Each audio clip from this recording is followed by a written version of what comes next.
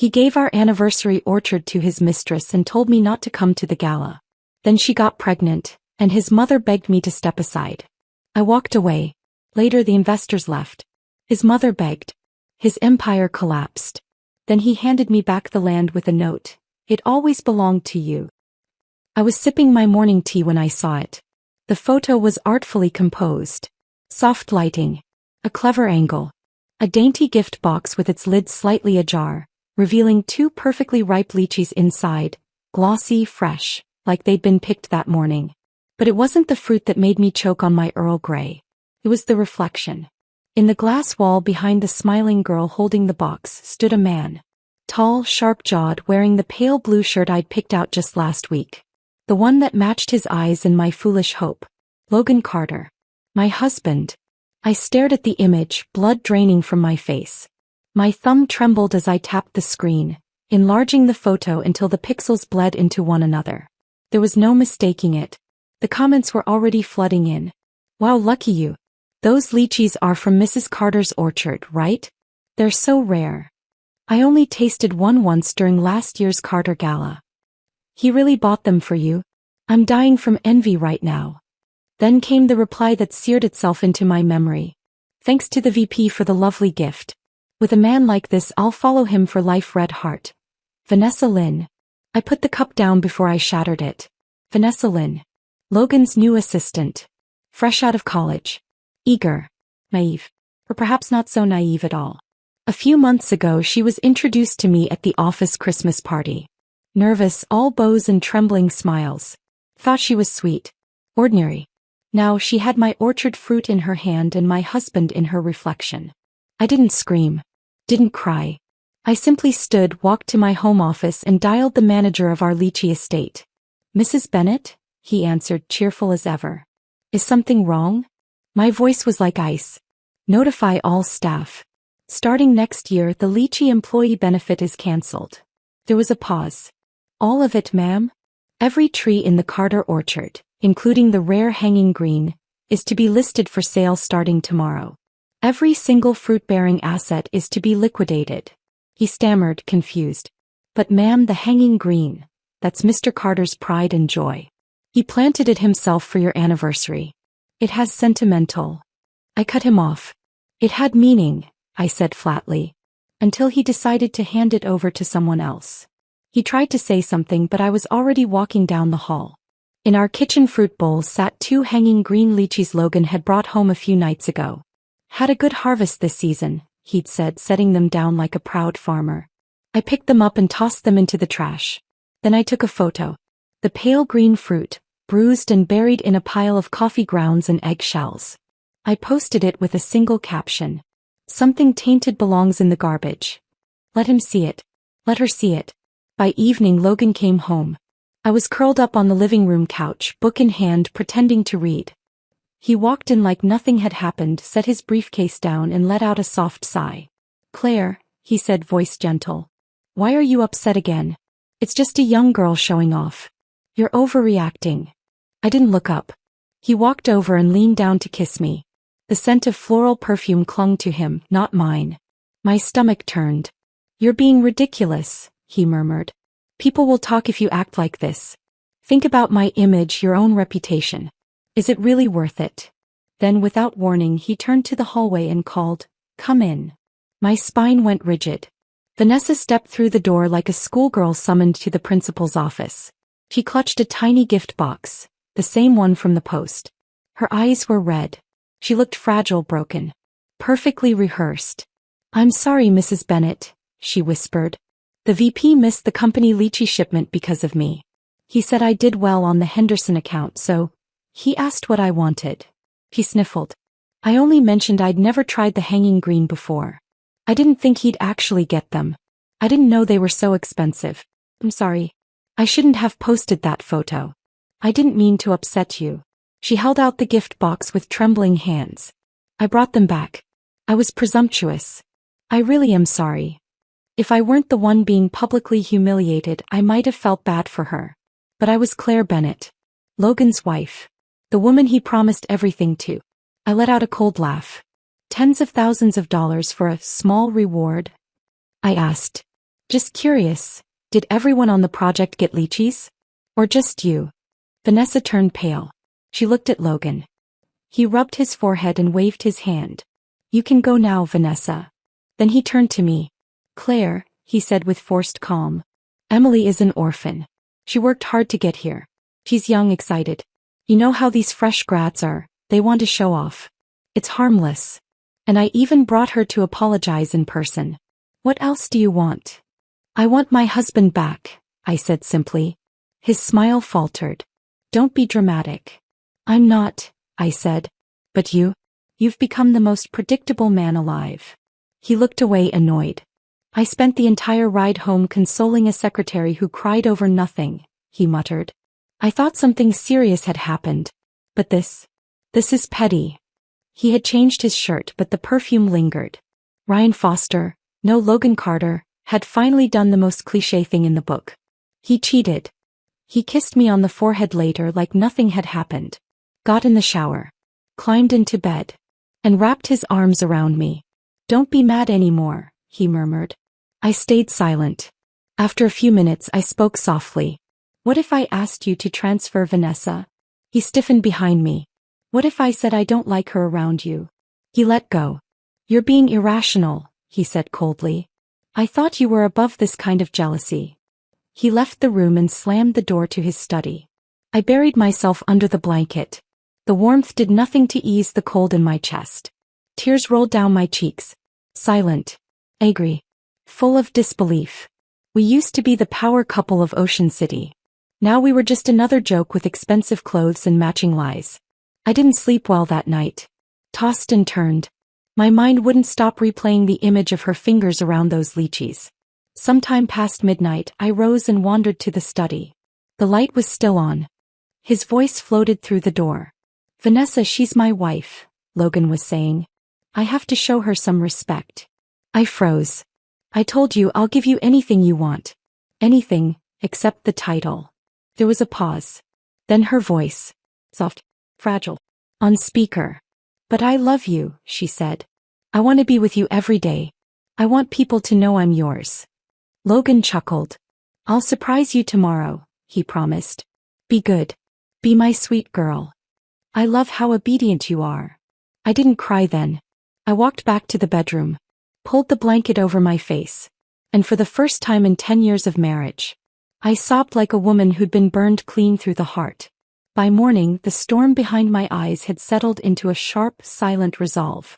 Logan walked into the kitchen like nothing had happened the night before. He wore a crisp suit, his hair combed just so, the scent of cedar cologne clinging to him as he poured himself coffee, black, no sugar. I watched him from across the granite island, my expression unreadable. He noticed. He always noticed when it was about him. Still sulking? He asked, voice light. Claire, really? I didn't answer. He leaned against the counter, sighing like a man burdened by the world. You're blowing this out of proportion. Vanessa's just my assistant. He got overexcited. That's not a crime. My fingers tightened around my teacup. And the lychees? The dinner reservations she tagged you in last week? The earrings she wore at the office party? The ones I bought you to give to your wife? He rolled his eyes. You're being emotional again. That's not like you. There was the oldest card in the deck. Gaslight 101. Don't turn this into a conspiracy, he continued smoothly. It's all in your head. You're so used to being in control that you can't handle the idea that someone else might. I don't know, admire me. Admire. What a gentle word for public flirting, stolen glances, and perfume on his shirts. I'm not jealous, Logan, I said evenly. I'm disgusted. He pushed off the counter and grabbed his blazer. I have meetings all day. Let's not do this now. We'll talk later when you've calmed down. I watched the door close behind him. And then I laughed, quiet, bitter, hollow. Calm down. Of course. Because my rage was the problem. Not the girl in my husband's car. Not the man who looked at her like she was something wild and exciting while I, his wife, had become part of the furniture. I was still sitting in the kitchen when my phone buzzed. Notification. Vanessa Lynn posted a news story. Out of sheer instinct or perhaps punishment, I clicked. It was a selfie. Her in Logan's car, seatbelt fastened, coffee tray in hand. Her eyes sparkled with a mixture of victory and innocence. Caption: being protected like this feels amazing. You are my big hero. Hot beverage red heart. #grateful. #best boss ever. Behind her shoulder, I recognized the leather stitching of the passenger seat. My seat. So she'd ridden with him to work. I barely made it to the bathroom before my stomach turned. The bile that rose in my throat tasted like betrayal and weak tea. At noon, I met with our PR team to discuss the upcoming Carter Gala, an annual fundraiser hosted by Carter Group. It was tradition for Logan and me to open the night with a waltz, arm in arm before a sea of donors, clients, and cameras. I'd even picked out my dress months in advance. A satin gown in soft champagne with a low back and hand-sewn beadwork. Logan said it reminded him of starlight. Said it made me look like the woman he fell in love with. But that was before. Actually, Logan said casually that evening over dinner, you should skip the gala this year. I looked up from my plate, my fork frozen midair. Excuse me. He didn't even flinch. You've been under stress lately. The media's always looking for drama. If you look upset or tired, they'll invent 1,000 rumors. How convenient, I murmured. He went on, chewing slowly. I'll handle things. Vanessa will be there, of course, helping with coordination. Of course she would. You don't want people to talk, Claire, he added. This is about the company's image. No, Logan, I said coolly. This is about your image. He set his fork down. Why are you always trying to start something? Because something's already started, I snapped. You're just pretending it hasn't.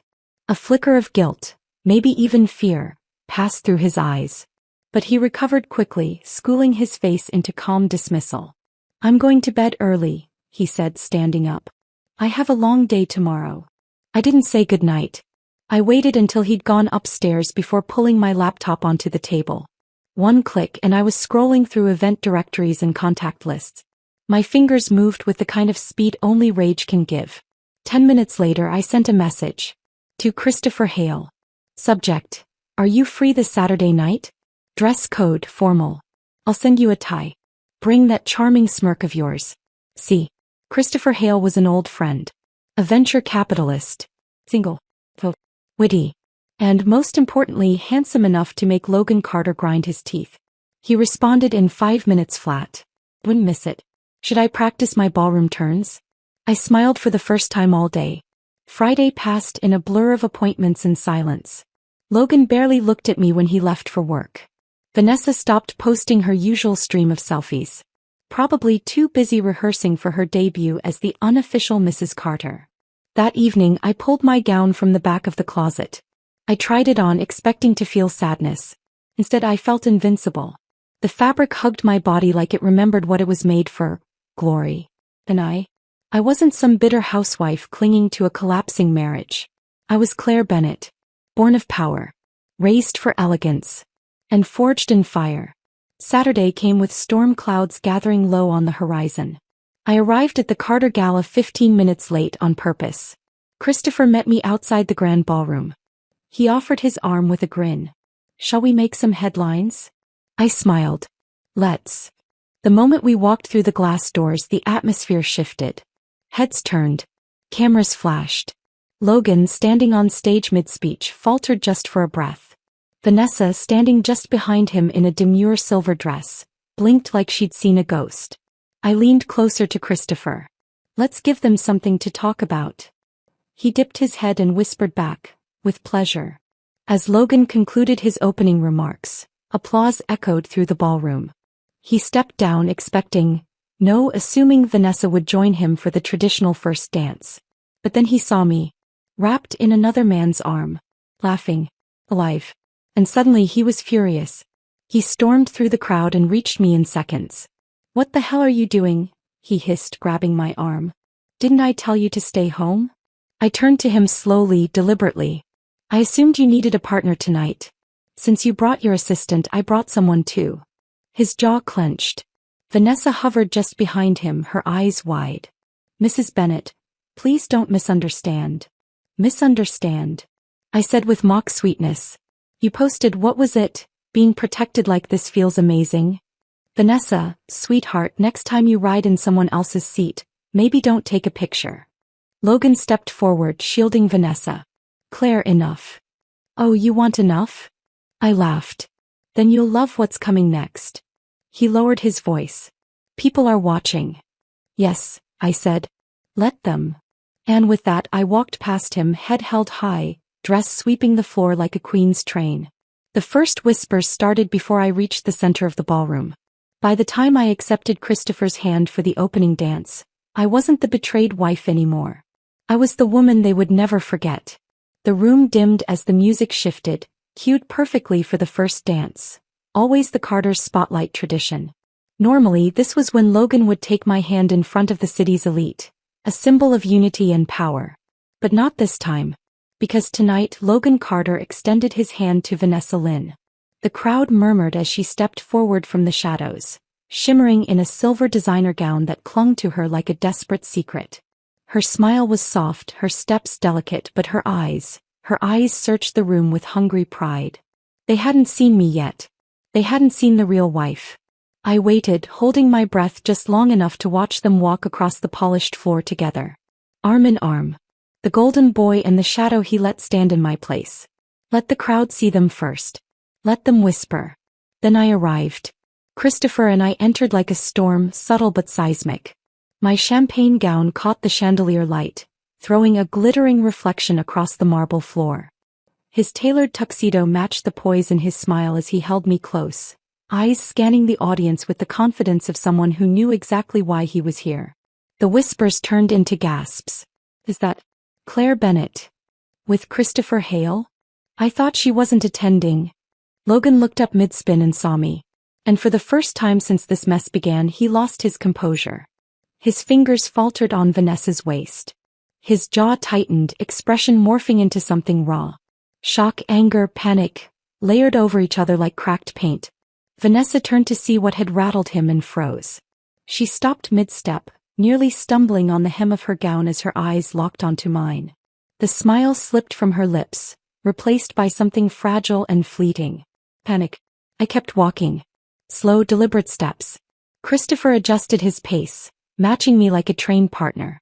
When we were close enough, Logan stormed toward me, his movements abrupt, slicing through the crowd like a blade. His hand wrapped tightly around my arm. What the hell are you doing? He hissed through gritted teeth. Didn't I tell you to stay home? I tilted my head at him, voice calm. And let your little debutante shine alone? Don't be silly, Logan. I wouldn't miss your big night. He tried to smile, tried to play it off like this was just a misunderstanding. You're making a scene. No, I said, lowering my voice just enough. I'm about to. I turned toward Vanessa, who was now inches behind him, biting her lower lip and clutching her hands together like she was at the mercy of an earthquake. Vanessa, I said sweetly, why don't you tell the room about your new perfume? The one that lingers on Logan's suits? Or maybe you'd prefer to discuss that lovely selfie you posted yesterday, where your boyfriend's neck had a rather obvious red kiss mark. Color drained from her face. She instinctively looked toward Logan, silently begging him to do something. Defend her. Shield her. He said nothing. The crowd fell into stunned silence. A few heads turned toward each other, already whispering. The music, elegant and waltzing, suddenly felt like mockery playing over the downfall of a house of cards. Vanessa stammered, Mrs. Bennett, please don't misunderstand. It was just an accident. I didn't mean to leave proof? I snapped. Didn't mean for the whole city to know you've been sliding into my husband's life like a roach in designer heels? Her lips parted. No words came out. I turned back to Logan. My gaze was ice. If you were going to cheat, Logan, you could have at least cleaned up better. Then, in front of every CEO, investor, board member and camera, I slapped him. Hard. The sound cracked through the ballroom like thunder. Gasps echoed from every corner. Vanessa let out a tiny, strangled scream. Logan staggered a step back, stunned. I leaned forward and whispered just loud enough for the front row to hear. There. That's for the lies. For the betrayal. For the insult of thinking I wouldn't find out. His hand instinctively went to his reddened cheek, and for a brief second his mask cracked. You want to explain this away, Logan? I asked, raising my voice. Tell them it was stress. Tell them it was business. He didn't answer. So I gave them the answer instead. I'm divorcing him. The words fell like an avalanche. Gasps. Murmurs. One woman outright dropped her glass of champagne. Somewhere in the crowd, a photographer's flash clicked in stunned silence. Christopher stepped beside me, placing a steadying hand on my back. I wasn't shaking. I was so still it scared even me. Vanessa stepped forward, voice trembling. Mrs. Bennet, please don't throw away your marriage over a misunderstanding. Oh, sweetheart, I smiled, voice like sugar-laced poison. You didn't just make me throw it away. You lit the match, poured the kerosene, and posed for a picture in front of the flames. Logan's face was pale. He tried to reach for me, but I stepped back. Don't, I warned. Claire, don't do this. You're not thinking straight. I laughed bitterly. For the first time in a long time, Logan, I am. He opened his mouth, but Vanessa suddenly blurted, why are you punishing him? If you're going to divorce anyway, why humiliate him like this? Oh, you poor thing, I said, rounding on her. Is that what you're worried about? Humiliation? You wanted his name, his ring, his car, his fruit trees. But here's the truth. I stepped closer, eyes locked on hers. Being a mistress isn't glamorous. You don't win.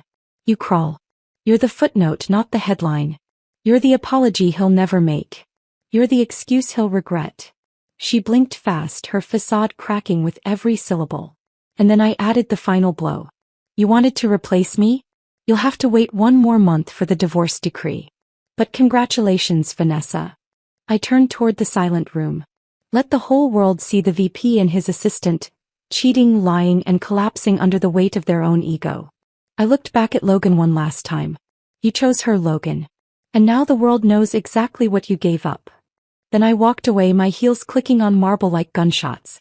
The music resumed behind me, but it was too late. The dance had already ended. I didn't look back. Not once, as I stepped off that ballroom floor and into the corridor of polished marble and breathless silence. But I knew. I could feel them behind me. Eyes darting, whispers erupting, scandal taking root like weeds in spring. And somewhere in the chaos I left behind, Logan Carter was standing pale-faced and hollow. Good. Christopher escorted me to the exit without a word, only placing a steady hand on the small of my back. A silent shield against whatever venom the night might still spit in my direction. Once we reached the valet stand, I thanked him, kissed his cheek, and slipped into the back seat of my waiting car. But I didn't go home. Not yet. I had one more scene left to play. 30 minutes later, I was sitting alone in the rooftop lounge of the Peninsula Hotel, nursing a glass of chilled Chardonnay and watching the lights of Ocean City shimmer against the bay. My phone buzzed with a notification. Unknown number.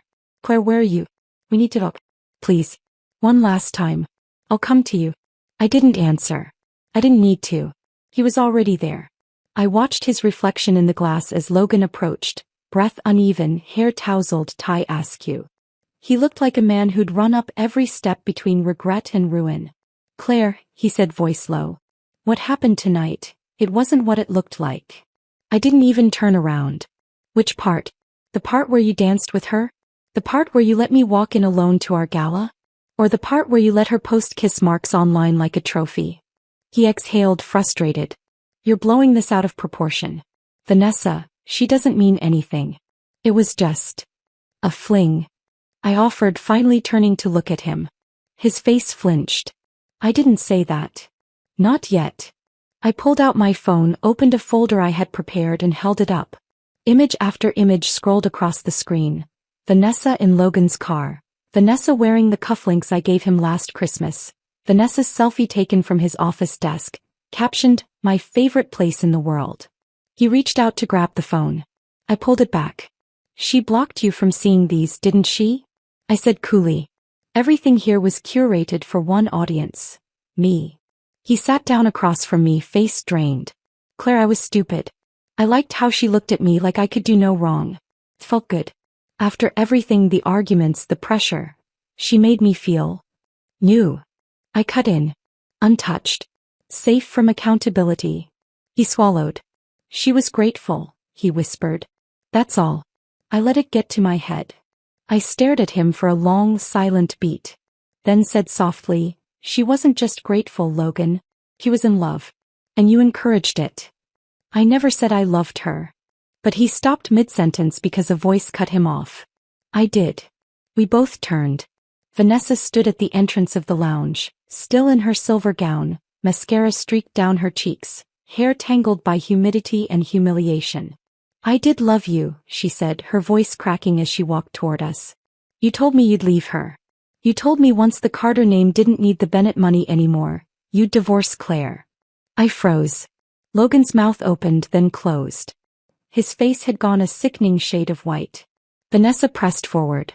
"You told me I reminded you of her when she was young. You said you couldn't breathe at home anymore. That I was the one you looked forward to seeing every day. That I made you laugh again." Her hands were shaking. She clutched her chest like she needed to physically hold herself together. "You said," she choked, "you said you wanted to have a baby with me." Silence. Thick, absolute silence. The only sound was the clink of a waiter clearing a nearby glass. I stood and faced them both. "So," I said, "you lied to one of us." Logan looked torn between denial and damage control. "Vanessa, you misunderstood." "No," I cut in.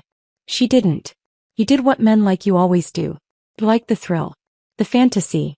You wanted someone who made you feel powerful again." I took a step closer, looking him straight in the eye. "You wanted someone who worshipped you, not someone who challenged you. That's why you betrayed me. Because I stopped being your cheerleader and started being your mirror." Vanessa stepped forward, angry now. "So what, Claire? You get to walk away from this spotless? You ignored him for years. You treated him like a business partner. Don't pretend you were innocent." I turned to her slowly. "You're right," I said. "I let my guard down. I believed in my marriage. I trusted that loyalty would mean something." I pointed to the phone still in my hand. "But you plotted. You staged every post, every smile, every fake coincidence. You didn't just steal him. You paraded it." Her lip trembled. "Because I loved him." "No, Vanessa," I said, my voice cold. "You loved the version of him that only existed when I wasn't in the room." Logan stood, arms outstretched, desperate now. "Claire, please. You're right. I was wrong. But you're the one I love. I've always loved you." Vanessa flinched like he'd slapped her.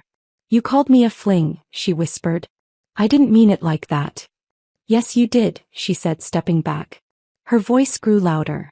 "You told me you wanted to marry me. You made me believe you'd fight for me." Tears streamed down her face now. "You told me I was different." I watched her unravel. And strangely, I didn't feel satisfaction. Just emptiness. Logan moved toward me again, but this time I stepped back. "You can't unburn a bridge, Logan," I said. "And you set this one on fire with your own hands." His voice cracked. "What do you want from me?" "Nothing," I said. "And that's what you'll get." I looked at Vanessa. "I suggest you find someone who doesn't already belong to someone else. Or used to." Then I walked away. And this time it wasn't a performance. It was goodbye. The next morning I woke up in a different house. The silk sheets weren't monogrammed. The pillows didn't smell like Logan's cologne.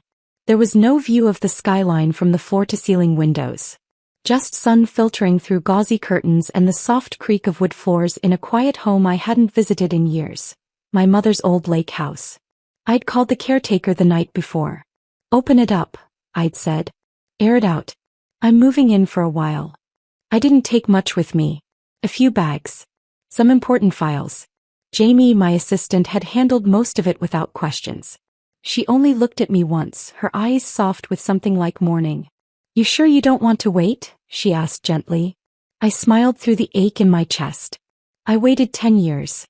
That morning I made coffee in silence. My phone buzzed every few minutes. Missed calls, messages, voicemails from Logan, all ignored. I didn't want apologies. I didn't want explanations. I wanted space. And most of all, I wanted clarity. Because if I didn't move now, swiftly, cleanly, I might never stop bleeding. By noon, I had my legal team drafting preliminary divorce documents. I didn't send them yet. Not because I was second-guessing. But because power is in the timing and I wanted mine. Instead, I poured my energy into something more symbolic. Something that had once meant everything and now meant less than nothing. The orchard. 10 years ago, just before our first wedding anniversary, Logan surprised me with it. A lush plot of land nestled just outside the city limits, filled with over 100 lychee trees, including the rare hanging green, my favorite. I wanted to give you something permanent, he had said back then. Something that would grow with us. And it had. Every year he had another tree planted. Every year he'd take me there for a quiet lunch beneath the flowering branches. And for a while it really had felt like a love story. Until he gave the fruit of that orchard to another woman. Until that love turned into something I didn't recognize. I called the manager myself. List everything, I said. Every tree, every square foot. Start the process immediately. He stammered. But, Mrs. Bennet, Mr. Carter. I cut him off. I'm the one who owns it. And I'm donating the proceeds to the National Grief Fund. His breath caught. The one for families who've lost their only child? Yes. I want the orchard that was supposed to be for love to go to those who've lost it. He fell silent. Then finally said, Understood, ma'am. I'll begin the sale. By the next morning the orchard was on the market. The news broke within hours. I was folding a blanket in the guest room when my phone lit up with Jamie's text. You sold the Carter orchard. The press is screaming. Logan showed up at HQ looking like a ghost. Good. Let him feel what I had felt. That sick, twisting ache when something you poured your soul into becomes worthless. That afternoon I got another text, from a number I didn't recognize at first. But I should have. Because 5 minutes later the doorbell rang. And when I opened it, Vanessa Lynn was standing on my porch. Her eyes were swollen. Her makeup smeared. She wore a cardigan 2 sizes too big and held a small paper bag of what looked like herbal tea. I didn't speak. I just stared. She shifted awkwardly on the steps. I'm sorry for coming without calling. I raised an eyebrow. You should have texted Logan. Not me. I did. Her voice cracked. He blocked me. That made me blink. He what? Vanessa bit her lip and nodded. After the gala. After what happened at the hotel. He shut me out completely. His driver told me he's staying at his cousin's place. He hasn't been home. He hasn't been to work. So you came to me? I asked, arms folded. I didn't know where else to go. A long pause stretched between us. She stepped forward, barely above a whisper. I know you're divorcing him. I said nothing. She blinked fast, her voice growing more desperate. Please. Don't make him send me away. He's only pushing me aside because of guilt.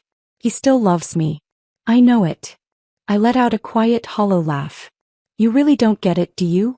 She flinched. You think this is about guilt? About me threatening him? Vanessa, I walked away. I just want him back, she said, stepping closer. Even if I can't be his wife. I don't care. I never cared about titles. I was just stupid and jealous. I didn't think the photos would push you this far. You posted them on purpose, I snapped. You wanted me to hurt. And now that it's all backfired, you want me to fix it.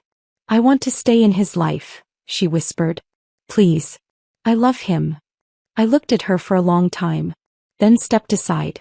You're talking to the wrong woman, I said. Go beg Logan. Not me.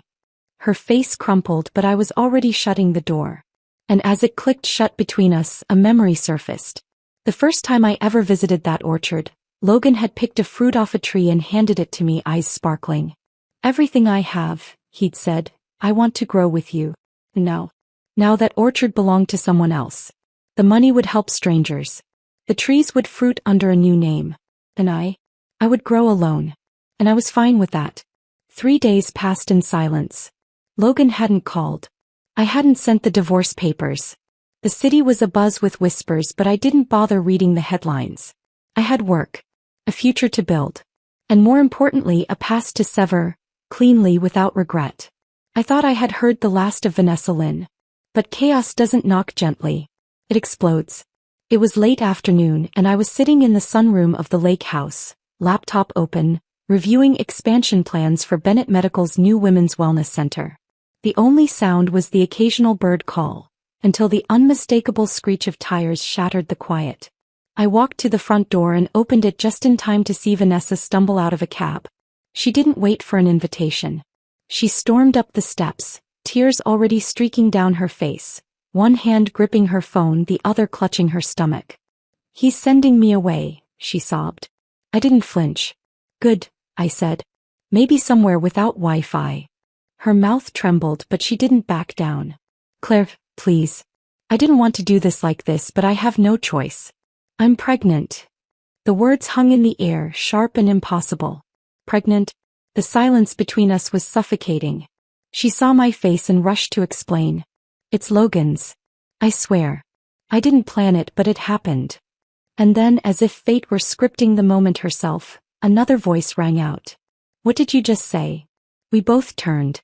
Logan stood at the foot of the steps, still in his office clothes, hair wind-blown, a half-wild look in his eyes. He'd clearly arrived mid-conversation, and had heard every word. Vanessa's face lit up with desperate hope. Logan, please, I didn't mean to tell her first. I tried calling you, but... He cut her off, voice deadly calm. You're pregnant. She nodded quickly. Yes. I was going to keep it quiet until you were ready. I thought we'd figure it out. His voice rose. We never slept together. Her expression froze. What? Logan took a step forward, jaw clenched. I never touched you, Vanessa. Her voice quivered. That night you were drunk. You came to my apartment. You called me Claire. I didn't say anything because I didn't want to hurt you. She looked between us, voice pitching higher. You don't remember? You were wearing the navy shirt, the one she gave you. You came in rambling about how much you missed her. And then, you kissed me. You pulled me close and... Logan shook his head violently. No, I remember that night. I passed out on your couch. You think you did, she insisted. But Logan, I know what happened. I didn't stop you because I thought, maybe it meant something. Maybe you were trying to come back to me even if you didn't know it. He stared at her like she was a stranger. I didn't say a word. Not until Vanessa looked at me, tears rolling down her cheeks. I didn't trick him. I didn't. I swear on my life the baby is his. And even your mother-in-law knows. She was so happy when I told her. That did it. A laugh burst from my chest. Dry, cold, exhausted. His mother knows? I echoed. Oh, of course she does. She's probably already designing the baby's nursery and planning her grandchild reveal tea party. Vanessa stepped forward. Claire, please don't twist this. You walked away. You're divorcing him. Why can't you just let us? No, I said, cutting her off, my voice low. I'm not going to scream. I'm not even going to slap you. You know why? She blinked. Because what you just said. I turned to Logan, eyes locked on his. It's the funniest thing I've ever heard. His brows furrowed. Claire. Logan, I said gently, should I tell her? Or should I? He paled. Tell me what? Vanessa asked, voice cracking. I folded my arms. The reason Logan and I never had children wasn't because I didn't want them. It wasn't because I was too career-focused or too vain, like your beloved Mrs. Carter likes to whisper at her garden parties. I looked her dead in the eye. It was because he can't have healthy children. He stared stunned. What are you talking about? Logan has a chromosomal defect. We found out 5 years into our marriage after a string of failed attempts and tests. Any child he fathers has a high likelihood of severe birth defects, both physical and mental. The doctor advised against even trying. And do you know what I did? Neither of them spoke. I protected him. I told the world I didn't want kids. I let the rumors swirl. I let his mother call me cold and selfish, because I didn't want him to feel like less of a man. Logan's head dropped. I sacrificed the right to be a mother, I said, to protect his pride. Vanessa's mouth fell open. You're lying. You can ask his doctor, I said simply. Better yet, ask the hospital where I told them not to write it in his file. Ask the clinic I paid in cash to avoid insurance records. He stumbled back a step. No. Oh, the baby is fine. I had tests done. He's fine. He's healthy. Then congratulations, I said coolly. You're carrying a miracle or a lie. Just then a car door slammed. We all turned as Mrs. Carter strode up the path in full dramatic fashion, a designer bag hanging off her arm and fury radiating from her expression. I heard everything, she announced. Of course you did, I muttered. She marched straight past me and stood between Logan and Vanessa, planting herself like a self-proclaimed matriarch. You can't keep her from him, Claire. She's pregnant. With the Carter heir. I laughed. Heir? You think this is a royal bloodline? You never gave him a child, she snapped. And now that he finally has one. He doesn't, I said. She raised a finger. Don't you dare. That baby is our family's future. You mean your redemption, I said calmly. You hated me from the start because I came from more money than your son. You called me a spoiled heiress. You told everyone Logan married up. She opened her mouth to protest, but I wasn't done. And now that your son has failed publicly, humiliated himself and destroyed his career, you're clinging to the only thing you think can save him, a child. I stepped closer. Well, let me save you the trouble. I have filed for divorce and soon we will have the papers in hand. Logan gasped. His voice trembled. Claire. And as for your miracle child, I said, voice sharp and final, whether it's real, imagined, or something else entirely, I no longer care. Mrs. Carter looked like she might faint. Vanessa's knees buckled slightly. And Logan just stood there looking smaller than I'd ever seen him. I'm done here, I said. And then I walked back into the house, shutting the door behind me before any of them could say another word. I arrived at the Carter estate under a stormy sky, clutching a folder containing the divorce papers that would sever all remaining ties between Logan and me. In the grand foyer, the air was thick with tension. I didn't have to announce my presence. They were already gathered in the living room. Logan stood with his head bowed in regret by a window, and his mother, Mrs. Carter, sat rigidly on an antique settee. Vanessa, in a pastel dress hinting at her pregnancy, hovered nearby, eyes anxious and hopeful. I walked to the center of the room and, without a word, placed the folder on the gleaming coffee table before me. Logan, Mrs. Carter, I said evenly, this is the end. Logan's eyes flickered toward the folder. His voice was low, strained. Claire, I don't understand. Before I could continue, Mrs. Carter's features tightened.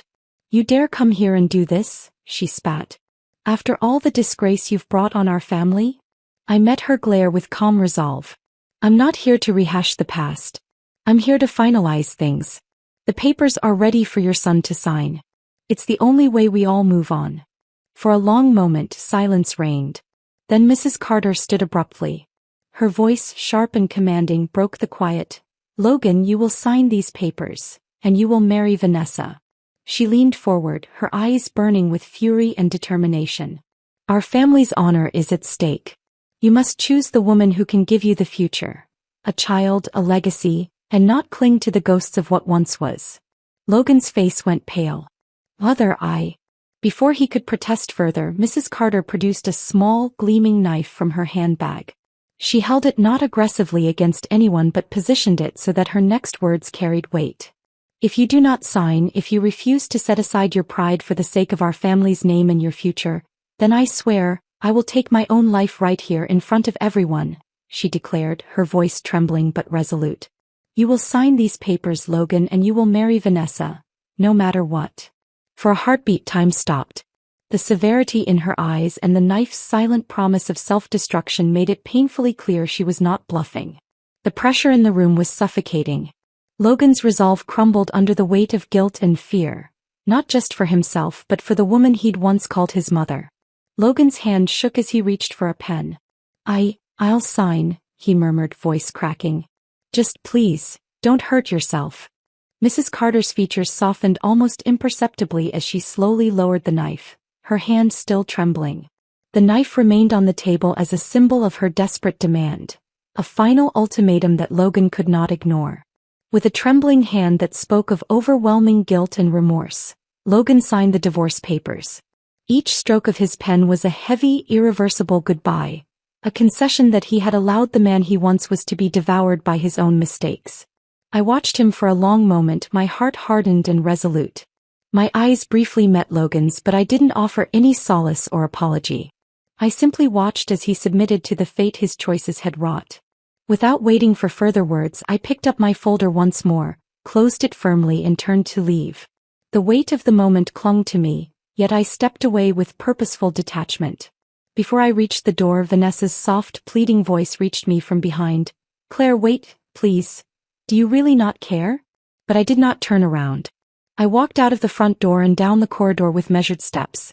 The echo of my heels on the polished floor was the only sound, a sound that punctuated the finality of it all. I did not look back. I did not pause to hear any of the murmurs or cries that might have followed me. I had closed that chapter permanently. It took less than 72 hours for the first cracks to show. The Carter Group's morning report landed on my desk, sent not by anyone from their board, but by a colleague at the financial press who used to lunch with me on Tuesdays. Bennett family withdraws support. Is Carter Group next to fall? That was the headline. I didn't even blink. My father had been quiet the night I finalized the divorce, but the next morning he made one phone call. That was all it took. 3 decades of strategic partnerships between Bennett Enterprises and Carter Group. Gone. Not with drama, not with revenge. Just numbers removed from spreadsheets, future projects crossed out, and capital reallocated with the kind of precision only a titan like my father could execute. When the Bennett family pulls out, others follow. Investors panicked. The market smelled blood. It started slowly, an uneasy silence at board meetings, private shareholders whispering behind closed doors. Then the dominoes began to fall. Stocks dipped. 2 long-term development contracts were cancelled. A Singapore-based investor froze funding indefinitely. The whispers turned into headlines. Carter Group facing crisis after Bennett exit. Pregnancy scandal threatens legacy. Vice President Logan Carter on the brink? I watched from the lake house, wrapped in a warm cardigan, sipping tea as the empire he once valued more than me burned from the inside out. And then he came. It was a gray afternoon. I was reviewing expansion plans for a new wellness center in Dallas when a familiar black car pulled into the gravel drive. I heard his footsteps on the porch before he knocked. I didn't move for a full minute. Then I opened the door. Logan looked wrecked. Not disheveled in the way of someone who'd forgotten to shave or wore yesterday's tie, but unraveled, like the strings holding him together had been yanked out one by one. "Claire," he said, voice low. "I need to talk to you." I didn't answer. I just stepped aside. He entered cautiously, like a man approaching sacred ground he didn't deserve to stand on anymore. "I didn't know where else to go," he said. "No one's answering. Not the board. Not our investors. Everyone's scared. They think we're done." I nodded once. "You are." He looked at me then. The full weight of it, defeat, regret, desperation, etched into the corners of his eyes. "You did this," he said. Not accusing. Just stunned. "Your family. They pulled everything. The contracts. The loans. Even the talent pool is drying up." "I didn't lift a finger," I replied. "My family did what any smart partner would do when the ship starts sinking." He stepped closer. "But you can fix it. Claire, if you speak to your father, if you just explain, he listens to you. They all do. The moment you say you're willing to rebuild." "Rebuild?" I laughed softly. "You think I'd build again on your ash?" His jaw clenched. "Please. You only remember I'm good at fixing things when they're broken," I said. "Funny how that works." He exhaled shakily. "I made a mistake." "No," I said calmly. "You made 1,000. This is just the one that cost you everything." His voice cracked. "Claire, I need help. If the Bennett name publicly supports us again." I cut him off with one sentence. "People water flowers, Logan. Not corpses." He froze. "You killed this," I said, my voice steady. "You didn't just cheat on me. You made a mockery of everything we built. Our marriage, our company, our reputation. You planted rot in every corner of your life and now you're surprised nothing's growing."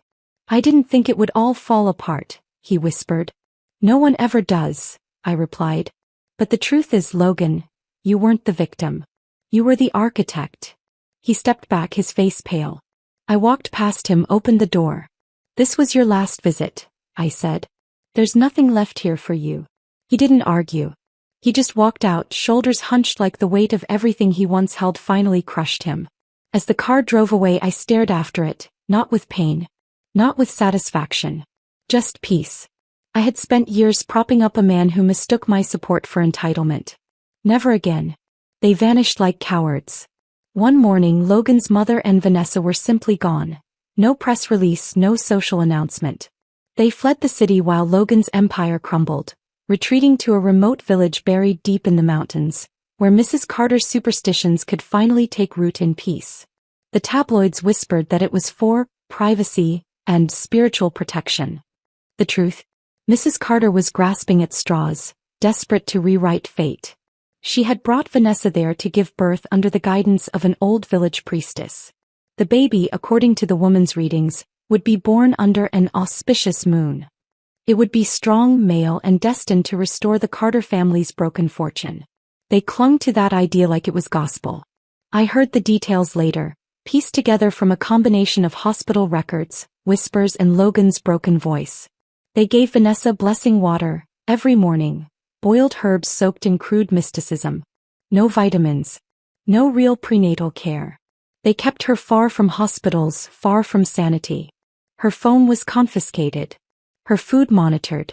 Her fear ignored. Vanessa tried in her own way to escape it. She'd sneak looks at medical websites on an old laptop, reading symptoms she was starting to recognize in her own body. Headaches, swelling, sharp cramps that wouldn't go away. She knew something was wrong. But Mrs. Carter brushed it all aside. Pain means the baby is strong, she said. The priestess says your body is adjusting to his energy. So Vanessa stayed. And when labor came early as she screamed in agony, Mrs. Carter refused to take her to the hospital. She must give birth here, the priestess insisted. The baby's spirit will be cursed if exposed to modern poison. They dimmed the lights, lit incense, and boiled another batch of herbs. And while Vanessa bled onto old rags, the baby struggled to breathe. She died an hour after giving birth. The baby, blue and barely crying, was rushed to a rural clinic far too late. He died from a lung infection 3 days later. The blessing water had done nothing. No sacred chants. No protective moon. Just 2 more names erased before they ever had a chance to begin. Mrs. Carter lost whatever was left of her mind. She attacked the priestess, screaming and tearing at her robes in front of the other villagers. She clawed at the ground outside the hut until her nails broke. Witnesses said she collapsed on the floor, begging for her grandson to come back. She was eventually sedated and taken away to a clinic herself. Logan got the call on the same day the Carter Group officially filed for bankruptcy. He had walked into his office that morning to a room full of empty desks. What few staff remained were packing up in silence, heads bowed as if they were leaving a funeral. He sat at his desk anyway. He tried to open his laptop. But there was nothing left to save. Then the phone rang. He didn't answer on the first try. Or the second. But eventually he picked up. It was his uncle, voice trembling, who told him everything. The blood loss. The priestess. The baby's lungs. The burial of a legacy, both personal and corporate, in the same breath. They said he didn't move for an hour. Just sat there in his suit, staring at a blank wall while the world he thought he controlled burned down around him. I didn't cry when I heard. I didn't even flinch. Because in the end they all got what they chose. Mrs. Carter chose superstition over science. Vanessa chose to chase power over peace. And Logan? He chose them both over me. The envelope came wrapped in Carter Group's old ivory stationery, thick, crisp, needlessly expensive. I almost tossed it into the recycling bin without opening it. But something about the weight made me pause. Inside was a single page and a signed legal deed. My name was typed neatly across the top. Claire Bennett. Sole owner. Orchard Parcel 372. My hands stilled. The orchard? There was a note, handwritten in Logan's familiar, slanted script. I never transferred the deed. It was always yours in spirit. Now it is a name too. Logan. I sat back. I didn't feel hurt. Not even nostalgic. Just clear. He was giving me what should have been mine from the beginning. Not as a plea, not as an apology. Just a quiet gesture of release. And this time I accepted it. But not for memory's sake. I stood on that soil a week later. The same land where he once promised me forever. The trees had gone wild. Roots buckled under years of neglect, and weeds twisted through the once straight rows of lychee trees. It didn't look romantic. It looked forgotten. Exactly how it needed to be. I didn't want to restore the orchard. I wanted to erase it. That's when the idea came. Not revenge. Not profit. Not legacy. Something new. Forget Worry Park. A place where broken people could breathe again. Where laughter didn't cost a fortune. Where single mothers, overworked nurses, kids with tired eyes, and even tired men like Logan could come and just be. No ticket gates. No platinum lounges. Just joy. We cleared the grove and kept a single tree. The one closest to the hill where Logan had once carved our initials. I had it sanded down and preserved, not as a monument to love, but as a relic of growth. The roller coasters went up. A teacup ride. A garden maze. Hammocks for reading. A sandbox shaped like a crescent moon. And a bakery that gave out free tea, each cup with a handwritten message tucked inside. You're not broken. Start again. Peace doesn't ask permission. On opening day, I stood at the top of the hill, wrapped in a soft cardigan, sipping from a warm mug of chamomile tea. Below, children's laughter rang across the fields. Volunteers handed out balloons. A group of teenagers raced toward the mini zipline. An elderly woman fed ducks by the pond. Somewhere near the carousel, a street violinist played an old jazz tune. The orchard was unrecognizable. And so was I. No longer Claire the wife. No longer Claire the betrayed. Just Claire Bennett. Daughter. Builder. Healer. CEO of a life built from her own hands. I breathed in the scent of baked apples and lavender as the sun dipped low, casting a golden hue across the park. And I said it aloud, not for the crowd, not for the press, not for Logan. It's for me. He poisoned our vows. I planted a kingdom in their ashes. And this time no one could take it from me. End of story.